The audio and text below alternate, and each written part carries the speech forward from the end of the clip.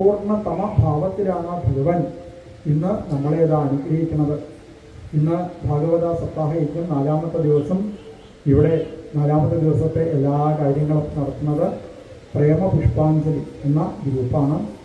അവർ പല സ്ഥലത്തും നിന്നുകൊണ്ടൊക്കെ, ഇവിടെ മാത്രമല്ല, കേരളത്തിൽ മാത്രമല്ല, നമ്മളെ ഈ രാജ്യത്ത് മാത്രമല്ല, ഈ രാജ്യത്തിൻ്റെ പുറത്തുള്ള അനവധി ആളുകൾ, അനവധി രാജ്യത്തുള്ളതായിരിക്കുന്ന ആളുകളൊക്കെ ഈ ഗ്രൂപ്പിൽ അംഗമാണ്.